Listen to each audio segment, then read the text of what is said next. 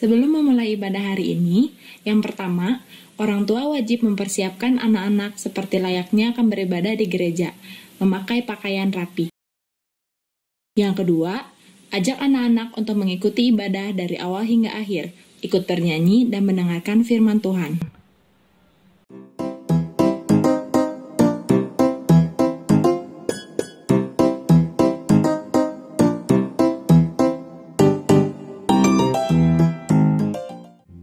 Yesaya 44 ayat 6b. Akulah yang terdahulu dan akulah yang terkemudian. Tiada Allah selain daripadaku. Yesaya 44 ayat 6b. Akulah yang terdahulu dan akulah yang terkemudian. Tidak ada Allah selain daripadaku. Amin. 10 perintah Tuhan. 1. Jangan ada padamu Allah lain selain Tuhan Yesus. Allah lain selain Tuhan Yesus. 2. Jangan membuat patung lalu menyembahnya. 3. Jangan menyebut nama Tuhan sembarangan.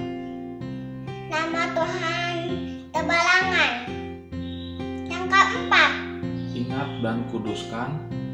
Ingat dan kuduskan hari Sabat. Yang kelima, Menghormati papa dan mama. Yang keenam, Jangan membunuh. jangan membunuh. 7. Yang ketujuh, Jangan berzinah. jangan berzinah. 8. 8. Jangan mencuri. Jangan mencuri. 9. 9. Jangan berdusta. Jangan berdusta.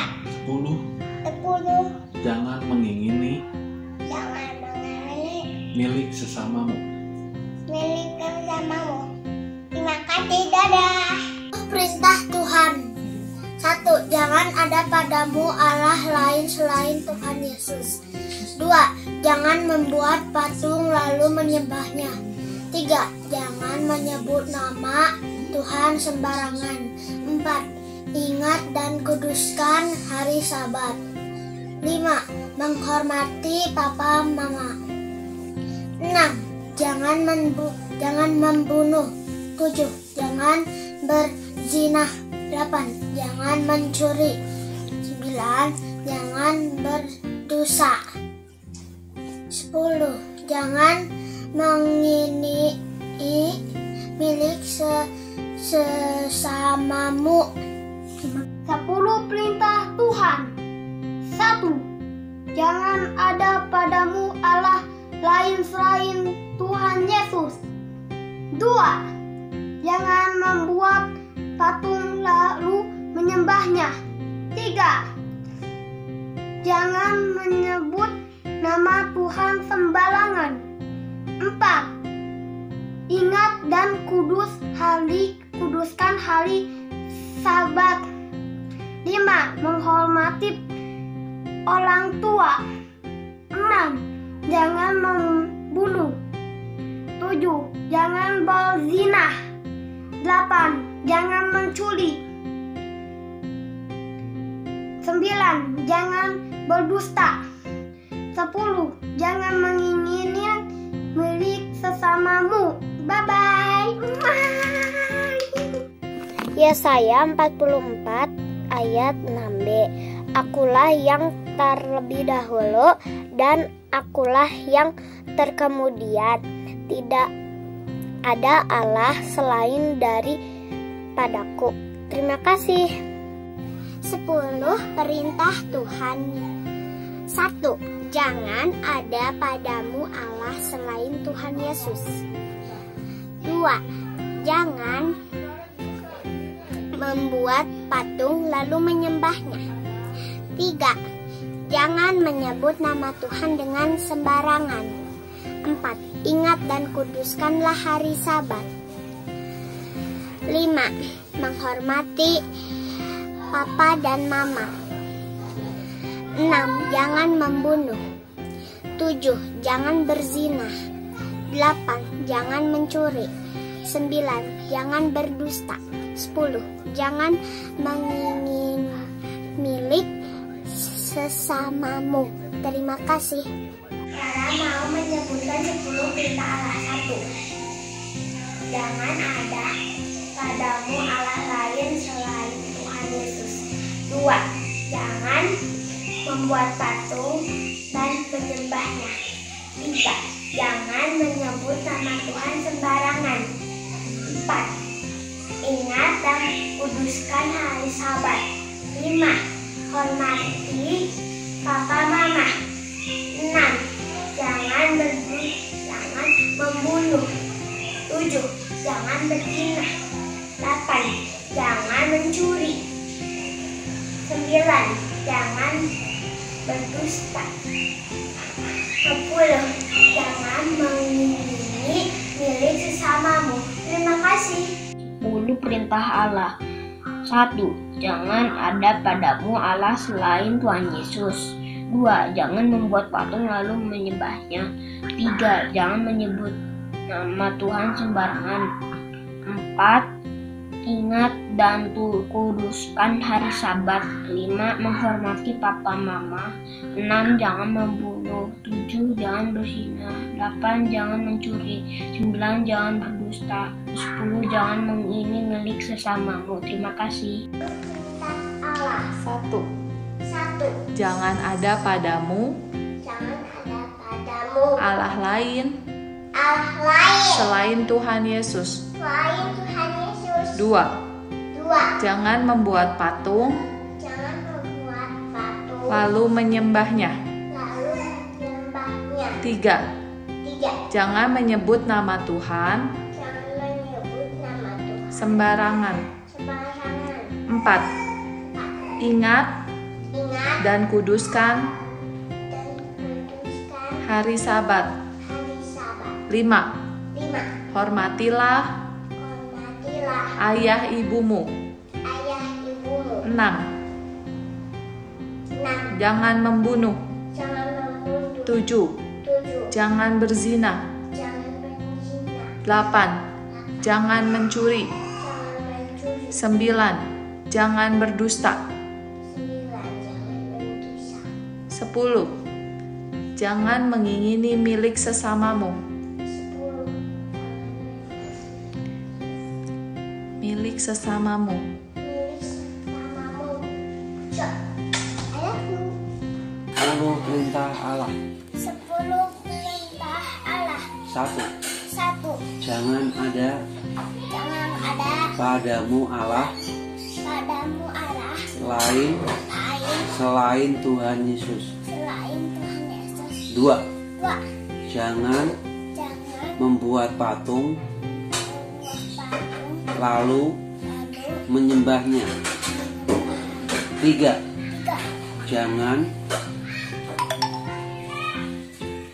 Jangan menyebut nama menyebut nama Tuhan Tuhan sembarangan. sembarangan. 4. 4. Ingat Ingat dan kuduskan dan kuduskan hari Sabat. hari Sabat. 5. 5. Menghormati papa mama. Papa mama. 6. 6. Jangan membunuh. Jangan membunuh. 7. 7. Jangan berzina. Jangan berzina. 8. 8. Jangan mencuri. Jangan mencuri. 9. 9. Jangan berdusta. Jangan berdosa. 10. 10. Jangan mengingini milik sesamamu.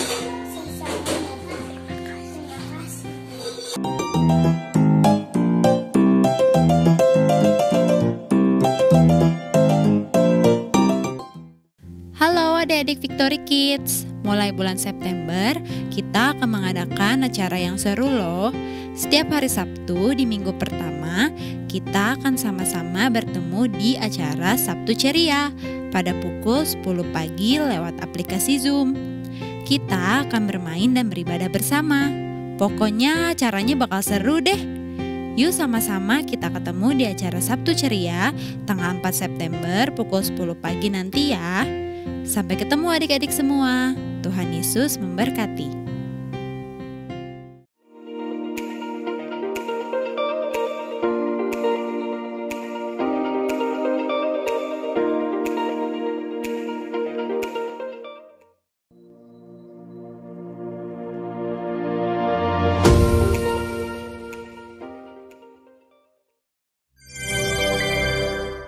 Shalom, selamat pagi adik-adik Victory Kids. Hari ini kita kembali mau beribadah. Sebelumnya kita mau menaikkan 2 pujian. Yuk kita sama-sama bangkit berdiri. Harus semangat ya, kata dia udah semangat kan? Semangat dong. Yuk kita nyanyi sama-sama ya.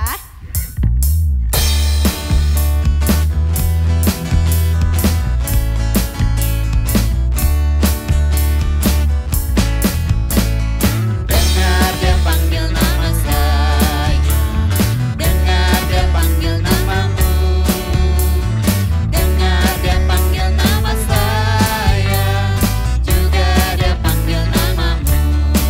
Ku jawab ya, ya, ya. Ku jawab ya, ya, ya. Ku jawab ya Tuhan, ku jawab ya Tuhan, ku jawab ya, ya, ya. Dengar dia panggil nama saya, dengar dia panggil namamu, dengar dia panggil nama saya, juga dia panggil namamu. Ku jawab ya, ya, ya. Ku jawab ya, ya, ya. Ku jawab ya Tuhan, ku jawab ya Tuhan, ku jawab ya, ya, ya.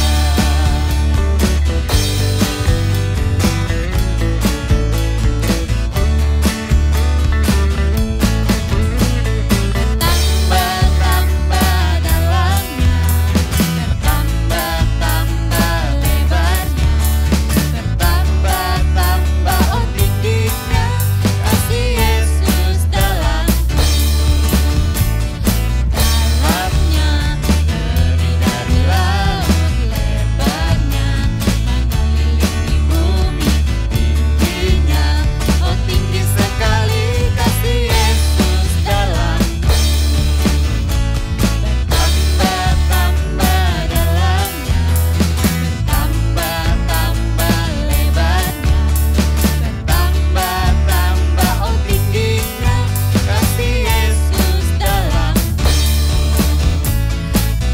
Dalamnya lebih dari laut lebarnya, mengelilingi bumi tingginya, oh tinggi sekali kasih Yesus dalamku. Yeay, adik-adik boleh kembali duduk.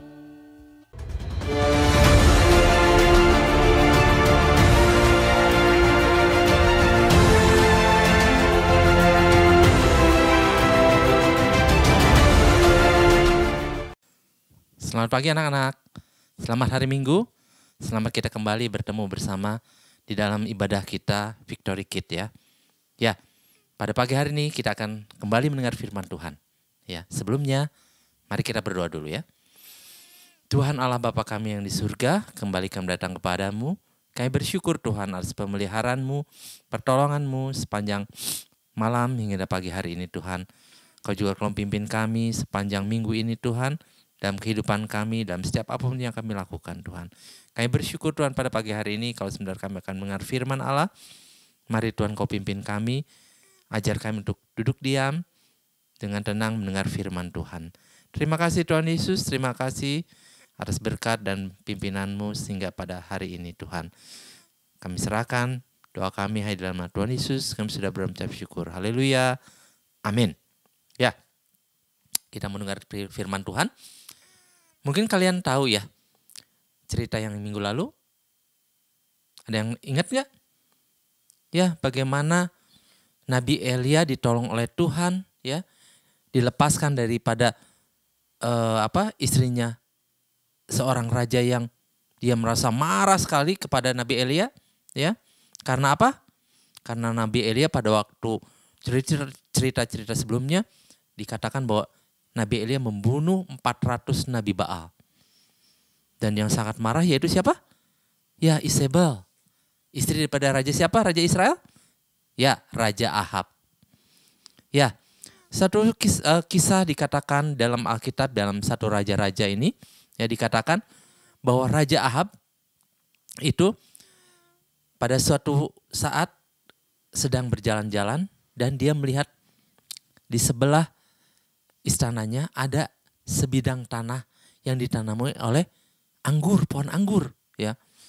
Dan dia sangat ingin memiliki tanah tersebut. Karena apa? Karena dia katakan, enak sekali ya punya tanah yang sebelah yang bisa dibuat kebun, istilahnya ya. Dan ternyata kebun itu punya siapa? Kalau kalian bisa baca dalam satu raja-raja itu, dikatakan bahwa di sana bahwa ada seorang yang bernama Nabot, ya, mempunyai kebun tersebut, kebun anggur ya, dikatakan dalam Alkitab. Ya, Nabot itu mempunyai kebun anggur tersebut. Akhirnya raja datang dan menawarkan, "Hai Nabot, aku mau membeli kebunmu. Pokoknya berapapun kamu minta aku beli. Atau mungkin kamu ingin meminta tanah yang lebih gede lagi atau yang gimana pun, saya kasih," kata Raja Ahab. Ternyata Nabot tidak mau. Karena apa? Dikatakan ini tanah leluhurnya katanya. Jadi dia gak mau menjualnya. Di situ akhirnya raja murung dan pokoknya mah gak mau makan. Akhirnya Ratu Isabel, istrinya Ahab, mulai tuh, "Aduh, kenapa nih raja?" katanya. Dia murung. Ya, kadangkala ya dalam kehidupan kita, kalau kita menginginkan sesuatu, kadangkala kita kepikiran terus ya, pengen itu gitu ya. Nah, demikian juga Raja Ahab. Dia selalu kepikiran pengen kebun anggur si Nabot katanya. Sehingga dia sakit, istilahnya dikatakan dalam Alkitab. Dan ada Isabel, "Kenapa rajaku Ahab sampai sakit? Kenapa? Apa yang dipikirkan?" Akhirnya Raja Ahab mengatakan bahwa dia menginginkan tanah daripada Nabot. Ternyata Nabot tidak mau menjualnya. Akhirnya Isabel dengan akal liciknya, ya, sehingga membuat tanah daripada Nabot itu bisa diambil oleh Raja Ahab. Dengan apa? Dengan memfitnah daripada Nabot bahwa Nabot sudah istilahnya mengutuki Tuhan Allahnya katanya. Ya, kalian bisa baca dalam satu raja-raja di sini ya, di mana di sini dijelaskan bagaimana Isabel membuat fitnah kepada Nabot sehingga Nabot akhirnya mati dan tanah tersebut bisa menjadi milik Raja Ahab. Ya. Singkat cerita bahwa kita tahu bahwa Raja Ahab ya mendapatkan tanah daripada Nabot. Sehingga raja sangat bersuka cita. Tetapi kalian tahu nggak apakah itu berkenan di hadapan Tuhan? Tidak. Karena itu sudah membunuh daripada Nabot sehingga dia merampas haknya Nabot. Malah dia sudah membunuh. Itu suatu dosa besar bagi Tuhan. Sehingga Tuhan pada waktu itu menyuruh lagi Nabi Elia untuk menemui Raja Ahab. Dan Nabi Elia mengatakan, "Hai Nabot, kamu sudah berdosa kepada Tuhan. Kamu sudah membunuh Nabot. Kamu sudah merampas haknya Nabot." Nah, kita tahu bahwa orang yang membunuh atau merampas hak orang lain itu berdosa di hadapan Tuhan. Makanya jangan sampai kita menjadi seperti Raja Ahab ya. Dia merampas hak orang lain. Kalau kita berkuasa, jangan sampai kita juga merampas hak orang lain. Ya. Dalam kehidupan kita banyak yang kita lihat mungkin orang-orang yang berkuasa merasa dia punya kuasa sehingga dia seenaknya kepada orang lain yang lebih lemah. Kita tidak boleh seperti itu. Biarlah dalam kehidupan kita senantiasa ada satu kasih dalam kehidupan kita. Seperti Tuhan yang sudah mengasihi kita. Ya. Nah, setelah Raja Ahab mendengar teguran firman Tuhan dari Elia, ternyata Ahab menyesal. dia minta ampun sama Tuhan sampai dia di dalam Alkitab dikatakan bahwa dia mengoyakkan pakaiannya, dia istilahnya meminta ampun sama Tuhan sampai dia berhari-hari puasa, ya. Pokoknya dia minta ampun, pokoknya dia bersujud kepada Tuhan bahwa dia sudah bersalah. Nah, akhirnya Tuhan mendengarkan permohonan permintaan ampun daripada Ahab, ya. Walaupun kata Tuhan bahwa setiap orang yang sudah berdosa, setiap orang yang sudah bersalah pasti akan dihukum. Tetapi karena kasih karunia Allah, ya. Karena Ahab dia minta ampun, akhirnya dia istilahnya Tuhan mau mengampuni Ahab. Tidak akan dihukum pada waktu Ahab hidup, pada waktu pemerintahan Ahab, tetapi dia akan dihukum pada waktu pemerintahan anaknya, ya. Nah, di situ kita melihat kasih Allah kepada setiap umat manusia, seperti yang kita rasakan sekarang ini, di mana Tuhan Yesus, ya, yang sudah mati di kayu salib, ya, dikuburkan dan bangkit pada hari yang ketiga. Itu karena kasih Allah yang besar bagi kita. Jadi hidup kita ini adalah milik Tuhan. Karena Tuhan sudah menebus kita dari dosa-dosa kita. Ya. Jadi maukah kalian tetap hidup dalam dosa? Raja Ahab walaupun dia asalnya orang yang berdosa, dia minta ampun, Tuhan ampuni. Tetapi hukuman tetap akan ada. Jadi setiap manusia yang melakukan dosa, itu akan tetap dihukum, tetapi jiwanya tidak akan binasa. Karena dia mau minta ampun, kecuali dia tidak mau minta ampun, tidak mau bertobat, ya. Nah, karena itu kalian harus dengar sama apa yang Tuhan inginkan dalam firman-Nya. Ya, setelah minta ampun, akhirnya Tuhan mengampuni dan Tuhan katakan bahwa Tuhan tidak akan menghukum Ahab pada pemerintahannya. Dia akan dihukum nanti. Dan akhirnya setelah Raja Ahab minta ampun, maka Elia kembali dan memberitahukan kepada Ahab segala sesuatu yang akan terjadi. Termasuk Isabel yang akan Tuhan hukum, ya. Sehingga pada waktu itu bangsa Israel boleh ada kedamaian karena mereka mau mencari Tuhan. Dan Ahab juga minta ampun sama Tuhan, walaupun sebetulnya Ahab sebelumnya sudah berdosa kepada Tuhan. Ya, dia tidak dengar-dengar kepada Tuhan. Malah istrinya yang Isabel itu yang membuat dia menjadi berdosa kepada Tuhan. Karena dia sendiri juga ya menginginkannya, yaitu kebun anggur Nabot, ya. Nah, di sini kita bisa melihat bagaimana Tuhan itu berkuasa kepada setiap umat manusia. Apapun yang kalian lakukan, walaupun kalian bersembunyi dimanapun, kalian melakukan hal yang tidak baik atau hal kejahatan, Tuhan lihat. Jadi kalian tidak bisa bersembunyi di hadapan Tuhan. Jadi camkanlah bahwa setiap apa yang kamu lakukan dalam setiap hari-hari ini, Tuhan pasti lihat. Dan Tuhan pasti akan berikan satu teguran kepada kalian kalau kalian menyimpang. Karena kalian adalah anak-anaknya, ya. Sehingga firman Tuhan mengatakan bahwa jika kita mengaku dosa kita, dalam 1 Yohanes 1 ayat 9 dikatakan, jika kita mengaku dosa kita, Ia adalah Allah setia dan adil. Ia akan mengampuni segala dosa kita dan menyucikan segala kejahatan kita. Yaitu firman Tuhan yang dikatakan. Jadi kalau kita mau bertobat, mau minta ampun sama Tuhan dan mengaku, maka Tuhan adalah setia dan adil. Setia dan adil apa artinya? Berarti apa yang kita lakukan, kesalahan yang kita lakukan, pasti ada konsekuensinya, ada hukumannya. Tetapi tidak membuat kita terus dalam hukuman.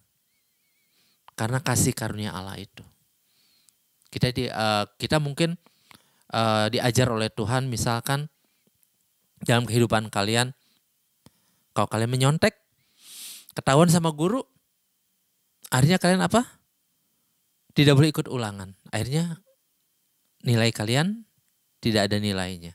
Itu konsekuensi daripada nyontek. Tapi kalau kalian langsung bertobat, maka minta ampun dan kalian juga minta maaf kepada guru kalian. Akhirnya guru kalian bisa memberi kesempatan lagi, ulangan lagi. Itu jangan disia-siakan. Karena berarti kalian sudah sudah minta ampun dan sudah minta maaf sehingga kalian mendapat kesempatan yang kedua kali. Ya, itu kehidupan sehari-hari kalian, mungkin kalian menyontek atau yang lain mungkin ya. Jadi jangan seperti Raja Ahab yang membiarkan dirinya melakukan hal yang jahat ya. Dan kita juga bisa melihat bagaimana pengaruh daripada istrinya Isabel. Jadi kalau kita punya teman juga ya, teman karib khususnya, jangan sampai teman karib itu membuat kita jauh daripada Tuhan. Sehingga kita malah tidak mau, misalkan tidak mau doa lagi, tidak mau ke gereja lagi, mungkin sekarang kita lagi online ya. Tetapi mungkin hal-hal yang baik itu karena teman kita tidak lagi menjadi satu kebiasaan lagi bagi kita. Jadi pergaulan yang buruk akan membuat kita juga menjadi buruk. Ya. Sebagai ayat hafalan kita akan melihat dalam Roma 6 ayat 23. Coba saya bacakan. Ya. Upah dosa adalah maut. Tetapi karunia Allah ialah hidup yang kekal di dalam Yesus Kristus Tuhan kita. Ya. Jadi sebetulnya upah dosa adalah apa? Maut. Tapi karena kasih karunia Allah di dalam Tuhan Yesus Kristus, kita diselamatkan. Ya, ayat hafalnya ini udah biasa ya. Roma 6 ayat 23 ini upah dosa adalah maut ya. Jadi kalian bisa hafalkan dan camkan dalam kehidupan kalian bahwa upah dosa adalah maut. Ya, firman Tuhan gak dipanjangkan. Biarlah firman Tuhan boleh jadi bagian dalam hidup kita. Kita melakukannya dengan lebih bijaksana dalam kehidupan kita sehari-hari. Amin. Yuk kita berdoa. Tuhan Yesus, kembali kami datang padamu. Kami bersyukur atas pimpinanmu, pertolonganmu Tuhan, dalam penyampaian firman-Mu Tuhan. Ajar kami untuk kami senantiasa melihat setiap perbuatan tingkah laku kami dalam kehidupan kami Tuhan. Kami tidak ingin menjadi orang-orang yang melakukan hal-hal yang tidak berkenan kepada Engkau Tuhan. Karena kami tahu setiap dosa yang kami lakukan mendatangkan maut. Tetapi karena kasih karunia Engkau sendiri yang Kau berikan kepada kami sehingga kami boleh selamat Tuhan. Karena itu mari Tuhan, ajar kami untuk senantiasa hidup berkenan kepadamu Tuhan. Pimpin kami dalam kehidupan kami sepanjang minggu ini Tuhan. Biarlah Engkau sendiri akan memberkati orang tua kami, berkati semua guru-guru kami, berkati semua yang kami cintai Tuhan. Biarlah Engkau pimpin kami sekalian yang bersekolah, mungkin sebentar lagi akan bersekolah online kembali Tuhan. Mari Tuhan pimpin dalam sekolah kami Tuhan. Terima kasih Tuhan, berkati setiap kesehatan kami Tuhan. Terima kasih Bapa, terima kasih Yesus. Kembalikan minggu depan kami boleh mendengar firman-Mu, boleh memuji Engkau dalam ibadah Victory Kids Tuhan. Terima kasih Tuhan Yesus. Di dalam nama berkat Tuhan Yesus, kami sudah berdoa dan mengucap syukur. Haleluya. Amin.